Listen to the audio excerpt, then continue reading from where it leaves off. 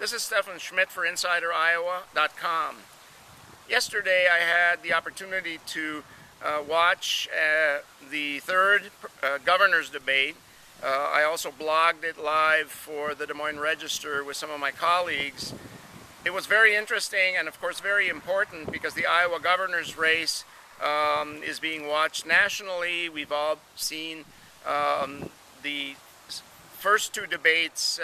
The first one was a tie. The second one, Governor Culver was very uncomfortable. The room was very hot and he was sweating profusely and he kept touching his nose like this. And that second debate was given to former Governor Branstad.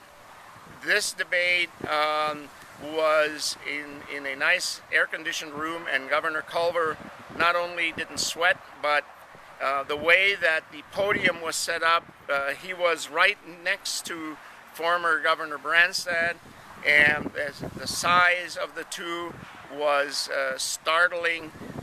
We said that Governor Branstad looked so small, and in fact someone said, no, he's not small, but Culver is a very, very large and very tall man.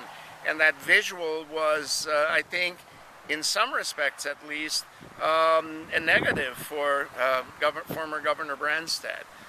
The second thing is that Culver had his message very carefully crafted.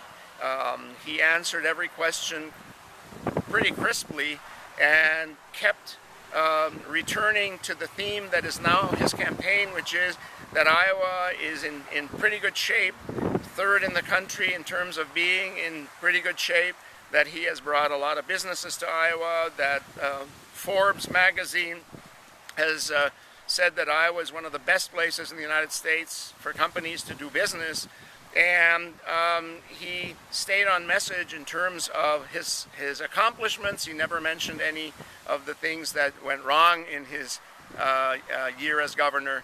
And Governor Branstad also did well, but he made a terrible mistake at one point when he said that he really didn't read those magazines like Forbes.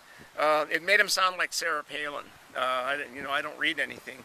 And obviously, if you're a governor, you would be reading Forbes magazine, especially if they said that your state was a wonderful place to do business. It was a big mistake.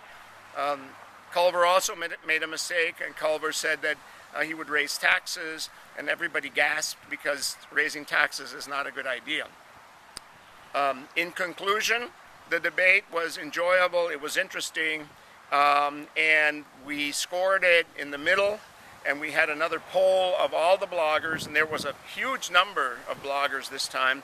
And in the end, the bloggers felt that current Governor Culver was clearly the winner.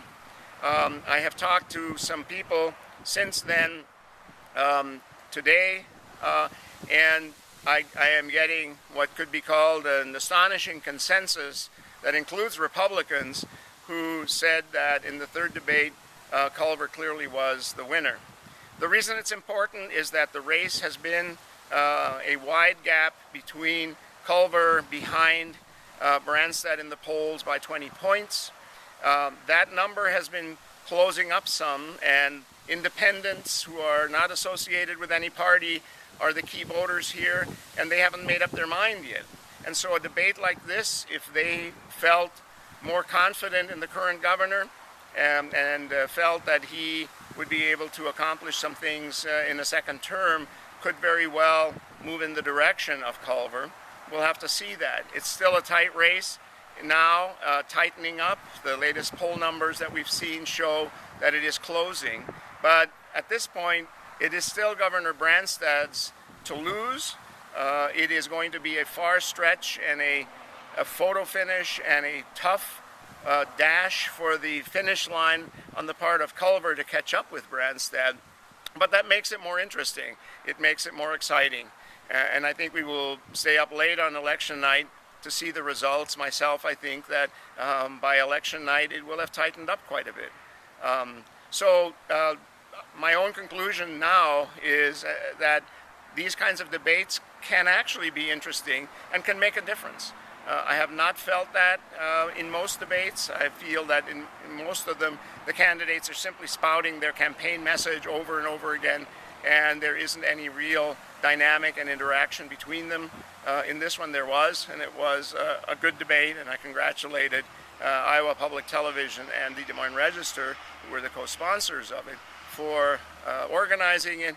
There was also a very interesting YouTube section to it where some questions were posted by folks on YouTube, and then the sponsors of the debate picked a few of those. The most interesting probably was a same-sex couple, two women with their children, who asked Branstad why he wanted to take away their right to be married. Then there was another one of a woman asking Culver why he had broken his promise not to essentially go ahead and agree with same-sex marriage. Those were the two questions that made the candidates sweat the most, you could tell. And so it was interesting to see their answers. Stefan Schmidt for InsiderIowa.com.